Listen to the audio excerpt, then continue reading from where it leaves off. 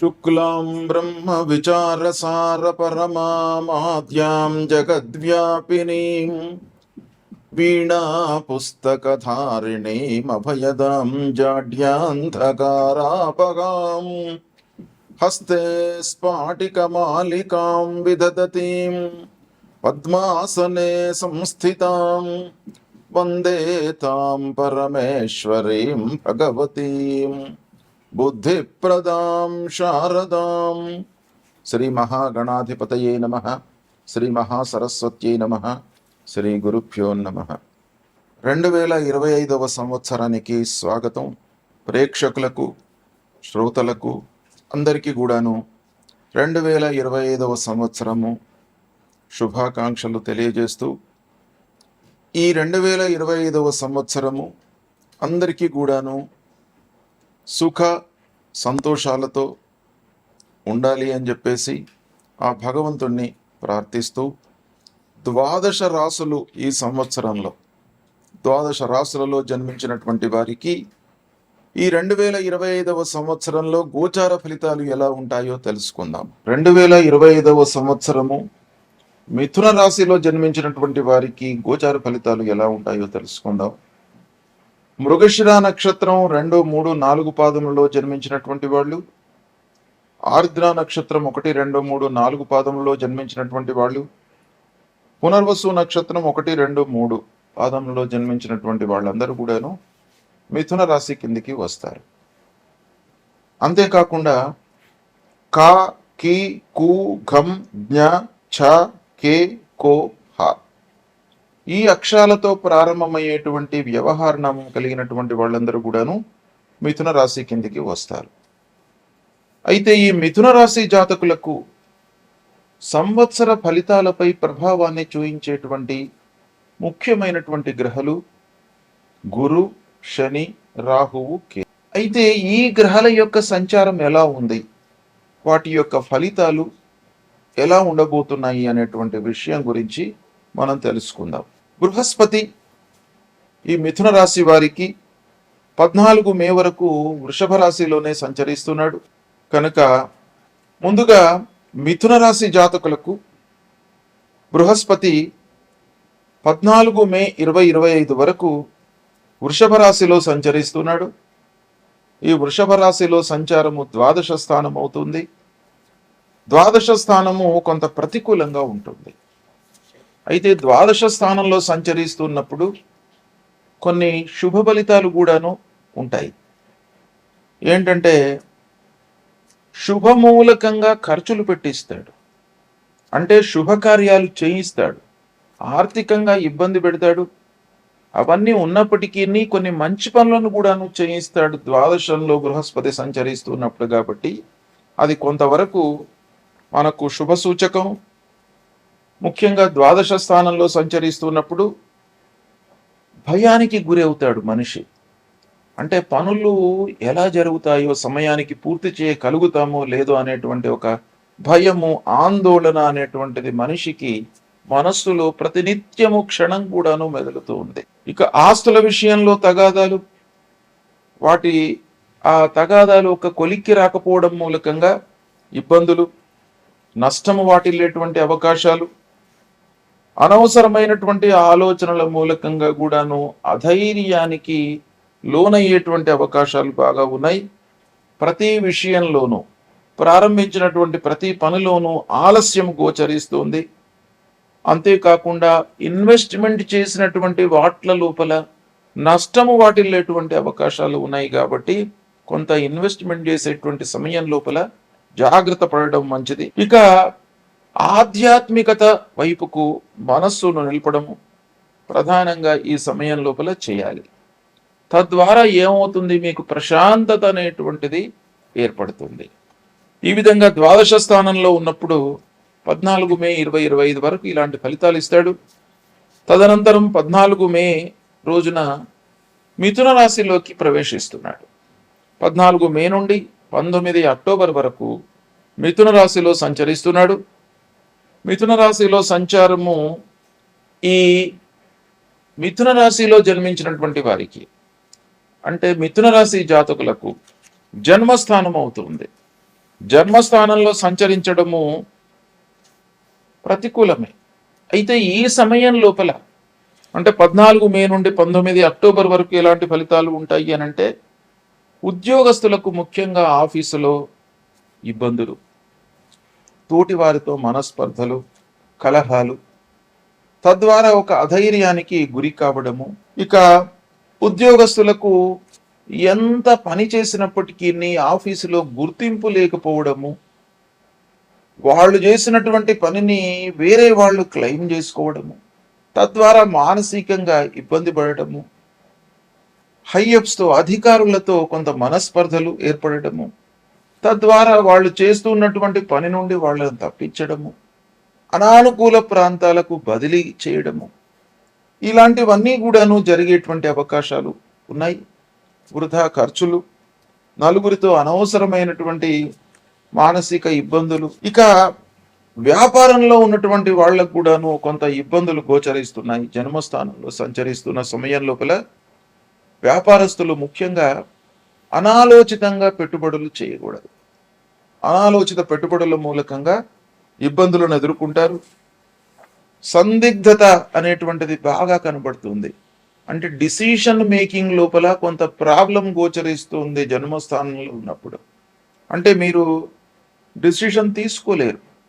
వ్యాపారస్తులు కూడాను ఇన్వెస్ట్మెంట్ చేద్దామా వద్దా, చేస్తే లాభం వస్తుందా, చేయకుంటేనే లాభం వస్తుందా, ఇలాంటి తర్జన భర్జన లోపల ఒక మనస్సు అనేటువంటిది చంచలంగా ఉంటుంది. సందిగ్ధత అనేటువంటిది ఏర్పడుతుంది. కాబట్టి కొంత జాగ్రత్తగా నిర్ణయాలు తీసుకోవాలి. ఇక ప్రారంభించినటువంటి పనుల లోపల ఆటంకాలు, ఆర్థిక నష్టము, నలుగురిలో పూర్వము ఉన్నటువంటి పేరు ప్రతిష్టలకు కొంత భంగం వాటిల్లేటువంటి అవకాశాలు ఉన్నాయి. అంటే పూర్వము మనము మన పేరు చెప్తేనే పనులు అయ్యేటువంటి స్వభావం నుండి మనం వెళ్ళినా కూడాను పనులు కాకపోవడం అనేటువంటిది కొంత మీరు గుర్తించేటువంటి అవకాశాలు ఈ సమయంలో ఉంటాయి. ఇక దాని తర్వాత 5 డిసెంబర్ నుండి 1 జూన్ 2026 వరకు బృహస్పతి వక్రరీత్యా మళ్ళీ మిథున రాశిలోకి వస్తున్నాడు. 19 అక్టోబర్ నుండి 5 డిసెంబర్ 2025 వరకు కర్కాటక రాశిలో సంచరిస్తున్నాడు. అంటే ఈ కర్కాటక రాశిలో సంచరించడం అనేటువంటిది మిథున రాశి జాతకులకు బాగా కలిసి వస్తుంది. అంటే 2వ స్థానం అవుతుంది. 2వ స్థానంలో బృహస్పతి సంచరించడం మూలకంగా మీకు బాగా కలిసి వస్తుంది. రావాల్సినటువంటి డబ్బు వస్తుంది. విద్యార్థులకు చదువు నిరాటంకంగా కొనసాగుతుంది. మీ మాట పలుకుబడి పెరుగుతుంది. తర్వాత కుటుంబం లోపల కూడాను మీరు సౌఖ్యంగా ఉండేటువంటి అవకాశాలు బాగా ఉంటాయి. కనుక ఓవరాల్గా 19 అక్టోబర్ నుంచి మీకు 5 డిసెంబర్ వరకు బాగా కలిసి వస్తుంది. ఇక 5 డిసెంబర్ నుండి 1 జూన్ 2026 వరకు మళ్ళీ వక్రరీత్యా మిథున రాశిలోకి వస్తున్నాడు. ఈ సమయం జన్మస్థానం అవుతుంది మిథున రాశి జాతకులకు. అంటే ఈ సమయము కొంత ప్రతికూలంగా ఉంటుంది. అయితే ఓవరాల్గా మనం గురువు యొక్క సంచారం చూసినట్టయితే మిథున రాశి వారికి ప్రారంభం నుండి మే వరకు జన్మస్థానం, ప్రారంభం నుండి మే వరకు ద్వాదశ స్థానం, మే నుండి అక్టోబర్ 19 వరకు జన్మస్థానం, దాని తర్వాత మళ్ళీ అక్టోబర్ నుండి డిసెంబర్ వరకు కర్కాటక రాశిలో ధనస్థానం. ఈ విధంగా ఈ గురు సంచారం జరుగుతుంది. అయితే ఓవరాల్గా చూసినట్టయితే మిథున రాశి వారికి ఈ పీరియడ్ బాగా ఉంది. ఏది 19 అక్టోబర్ నుంచి 5 డిసెంబర్ ఈ పీరియడ్ బాగా ఉంది ఈ సంవత్సరం. ఇక మిగతా రోజులలో కొంత గురు ప్రభావం ఎక్కువ ఉంటుంది. గురువు రీత్యా కొంత నెగిటివ్ ఎఫెక్ట్స్ అనేటువంటివి కనబడుతున్నాయి. ఇక శని భగవానుడి యొక్క సంచారం ఎలా ఉంది ఈ సంవత్సరము మిథున రాశి వారికి అంటే, ప్రారంభంలో 29 మార్చి వరకు 9వ స్థానంలో సంచరిస్తున్నాడు. ఇది ప్రతికూలంగా ఉంటుంది. 29 మార్చి వరకు 9వ స్థానంలో అదృష్ట స్థానంలో సంచరిస్తున్నాడు. ప్రతికూలమైనటువంటి ఫలితాలు ఉంటాయి. దాని తర్వాత మళ్ళీ దశమ స్థానంలోకి ప్రవేశిస్తున్నాడు. అంటే మీనరాశిలోకి వస్తున్నాడు. మీనరాశి దశమ స్థానం అవుతుంది. అయితే ఇక్కడ 29 మార్చి వరకు కొంత మనకు అదృష్టం పైన ఆధారపడి ఏవైతే పనులు జరుగుతాయో వాటికి కొంత భంగం వాటిల్లేటువంటి అవకాశాలు ఉన్నాయి. అంటే ఓవరాల్గా కూడాను ఈ 2025 సంవత్సరం మొత్తం కూడాను శని ప్రభావము మిథున రాశి వారికి ఉంది. అంటే శని ప్రతికూలంగా ఉన్నాడు కాబట్టి శని విషయంలో మీరు జాగ్రత్తలు ఏం తీసుకోవాలి? డబ్బు విషయంలో జాగ్రత్తలు తీసుకోవాలి. వృధా ఖర్చులు పెట్టకూడదు. అనవసరంగా శని ప్రభావం మూలకంగా మనకు డబ్బు ప్రవాహంలాగా ఖర్చు అయిపోతూ ఉంటుంది. కాబట్టి దాన్ని నియంత్రించుకోవాలి. ఇక చేసేటువంటి పని వృత్తిపరంగా కొన్ని ఇబ్బందులు కూడాను తలెత్తే అవకాశాలు ఉన్నాయి. కాబట్టి వృత్తిపరంగా మీరు కొన్ని జాగ్రత్తలు తీసుకోవాలి. అలా తీసుకున్నట్టయితే శని ప్రభావం కొంత తగ్గుతుంది. ఇక రాహువు ప్రారంభంలో దశమ స్థానంలో ఉన్నాడు మిథున రాశి వారికి. 18 మే వరకు రాహువు కేతువు 2 గ్రహాలు కూడాను ప్రతికూలంగా ఉన్నాయి. దాని తర్వాత మళ్ళీ 18 మే తర్వాత రాహువు భాగ్యస్థానంలోకి ప్రవేశిస్తున్నాడు. కేతువు తృతీయ స్థానంలోకి ప్రవేశిస్తున్నాడు. కేతువు 18 మే తర్వాత కొంత అనుకూలంగా ఉన్నాడు. కానీ రాహువు మొత్తం సంవత్సరం అంతా కూడాను ప్రతికూలంగా ఉన్నాడు. కాబట్టి రాహు ప్రభావం మూలకంగా మనకు మనశ్శాంతి లేకపోవడము, ఇంటి లోపల అనవసరమైనటువంటి చర్చల మూలకంగా వాగ్వివాదాలు, ఆది వ్యాధులు ఇబ్బందిగా ఉండడము, అంటే ఆరోగ్య సమస్యలు, ప్రయాణాల మూలకంగా ఖర్చులు, ప్రయాణాల మూలకంగా అలసట, ఇలాంటివన్నీ కూడాను తలెత్తేటువంటి అవకాశాలు బాగా కనబడుతున్నాయి. ఓవరాల్గా మనం చూసినట్టయితే మిథున రాశి వారికి ఈ 2025 సంవత్సరము కొంత ప్రతికూలంగానే కనబడుతుంది. ఒక కొంత పీరియడ్ ఎప్పుడు 19th అక్టోబర్ నుంచి 5 డిసెంబర్ వరకు ఈ మధ్య కాలంలో మటుకు గురు బాగున్నాడు. మిగతా సంవత్సరం మొత్తం కూడాను గురు ప్రతికూలంగా ఉన్నాడు, శని ప్రతికూలంగా ఉన్నాడు, రాహుకేతువులు కూడాను ప్రతికూలంగా ఉన్నాయి. ఒక కేతువు మట్టుకు 18 మే తర్వాత కొంత అనుకూలంగా ఉన్నాడు. ఈ విధంగా గ్రహస్థితి ఉంది. దీన్ని దృష్టిలో పెట్టుకున్నట్టయితే మిథున రాశి వారికి ఈ సంవత్సరము గోచార ఫలితాలు కొంత ప్రతికూలంగానే ఉంటాయి. కనుక ప్రతి విషయంలోనూ కొంత జాగ్రత్తగా నిర్ణయాలు తీసుకోవడం అవసరం.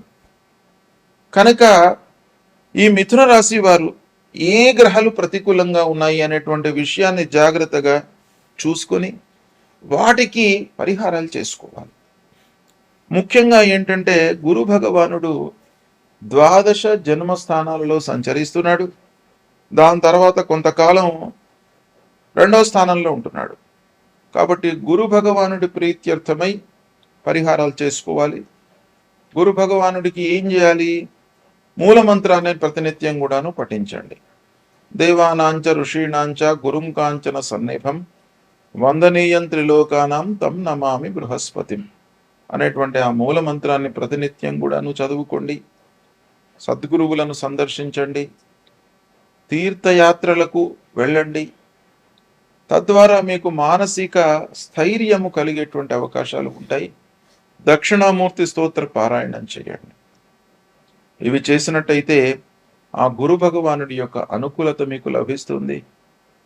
ఇక శని మొత్తం సంవత్సరం కూడాను ప్రతికూలంగా ఉన్నాడు. 9, 10వ స్థానాలలో సంచరిస్తున్నాడు.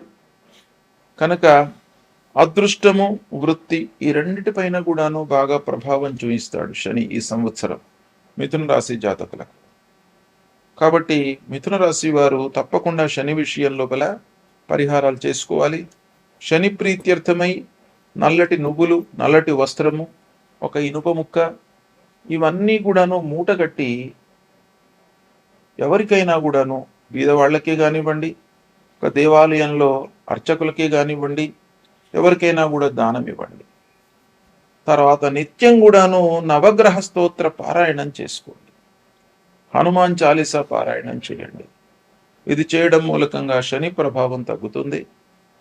ఇక రాహుకేతువుల ప్రీత్యర్థమై అమ్మవారి దేవాలయానికి వెళ్ళండి. తప్పకుండా రాహుకేతువుల మూలకంగా మీకు అస్థిరత, మానసిక ఇబ్బందులు, భయము, ఆందోళన ఇవి కలిగేటువంటి అవకాశాలు ఉంటాయి కాబట్టి దాన్ని తగ్గించుకోవడానికి అమ్మవారి యొక్క అనుగ్రహం చాలా అవసరం. కాబట్టి అమ్మవారి దేవాలయానికి వెళ్ళండి. ప్రతినిత్యం కూడాను అమ్మవారి దేవాలయానికి వెళ్ళి అమ్మవారి ముందు నిలుచుని స్తోత్ర పారాయణం చేయండి, లలితా సహస్ర పారాయణం చేయండి, విష్ణు సహస్రనామ పారాయణం చేయండి. ఇవి చేసినట్టయితే మీకు రాహు కేతువుల మూలకంగా కలిగేటువంటి దుష్ప్రభావము దూరం అవుతుంది. ఈ విధంగా మిథున రాశి వారికి 2025 సంవత్సరము కొంత ప్రతికూలంగా ఉన్నప్పటికీ మీరు చేసేటువంటి ఆ భగవంతుని యొక్క స్తోత్రాలు, పరిహారాల మూలకంగా దుష్ప్రభావము తగ్గుతుంది. అన్నిటికంటే ముఖ్యమైనటువంటిది మనిషికి ధైర్యము, మనస్సంకల్పము. నేను తప్పకుండా ఈ పని చేస్తాను, చేసి తీరుతాను, నాకు అమ్మవారి యొక్క అనుగ్రహం ఉంది అనేటువంటి ఒక దృఢమైనటువంటి సంకల్పం ఉన్నట్టయితే గ్రహాలు ఎన్ని అనానుకూలంగా ఉన్నప్పటికీ మీకు మంచే జరుగుతుంది. కాబట్టి భగవంతుణ్ణి నమ్ముకోండి, మీ పైన మీరు విశ్వాసంతో ఉంటూ పనులు చేయండి. తప్పకుండా మీకు అనుకూలిస్తుంది ఈ సంవత్సరం. శుభం.